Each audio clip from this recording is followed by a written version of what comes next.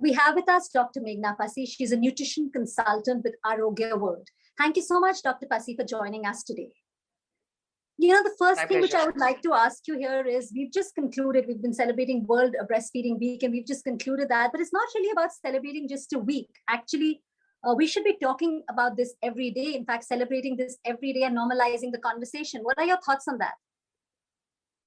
Yeah, a very, very important question, Ambika, because this is just not for a day, for a week, or for a month.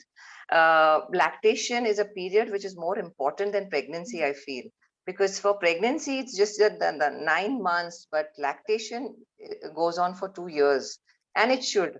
So it starts from the day the baby is born, the first hour, which is very, very important.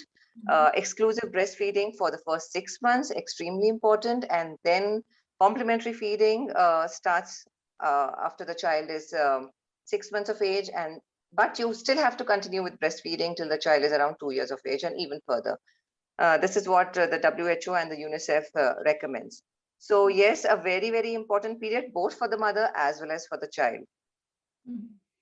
So, like you just said, it's important. Okay, there's so many myths, there's disbeliefs, especially while I think breastfeeding, and a mother is lactating, they say, don't eat this, it'll cause heartburn, acidity, the child will cry. So can you help us debunk some of these myths, please? Yes, so I will take a few because there are many, especially in India. We have a lot of myths, maybe, what we heard from our grandparents, our nannies and dadis, telling us, eat this, do not eat this. Sometimes some foods can cause gastric trouble. So first of all, let me come to the point that the composition of the milk is constant. It may vary in calories and fats a little bit here and there, depending upon the time of the day and the need of the child's nutritional needs. But otherwise, it remains more or less constant. So it is around 87% of it is water.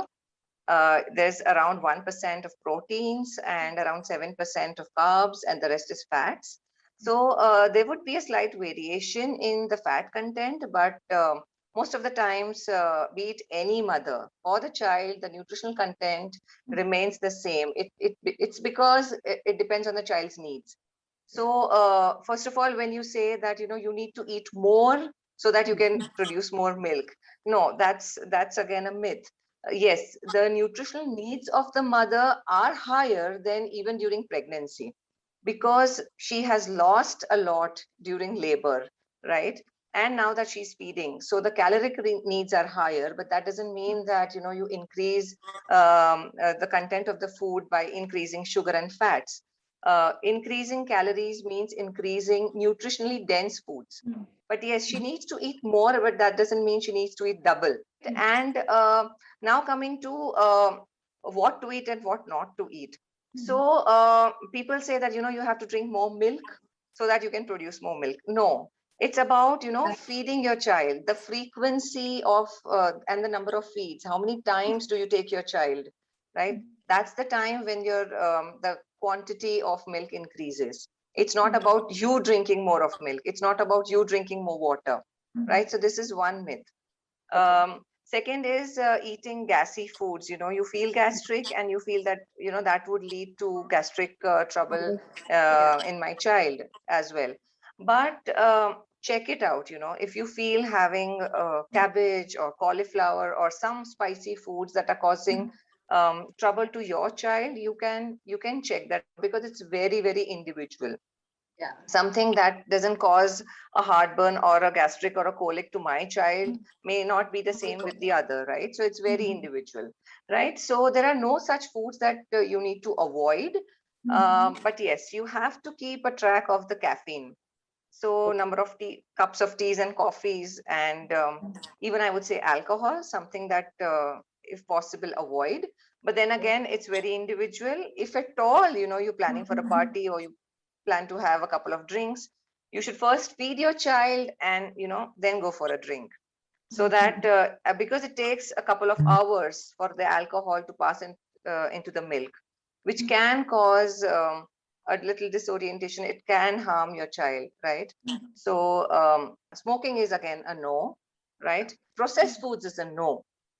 Don't go in for sugary drinks or sweets. There are a few foods that we say there are galactagogues, which can increase the production of milk. Right? Our dadis and nanis have been telling us for so long that you should have gond, you should have sont, you should have that ginger powder or turmeric, jeera, ajwain, dill seeds, right? Which can reduce the colic, which can reduce gastric trouble. Yes, these are very good foods. Coconut, for example, right? They can help you, but I would say that if you don't believe, modern science doesn't say so, but Ayurveda does, right? And they give a lot of importance to these foods, and they are included in a mother's diet. So I would say, yes, go for it. There's no harm, but moderation again is the key. In case if you don't believe that, these foods will help your child, at least it will help you. So if you are feeling gastric, having ajwain wala pani or, just a little bit of ginger would definitely help you.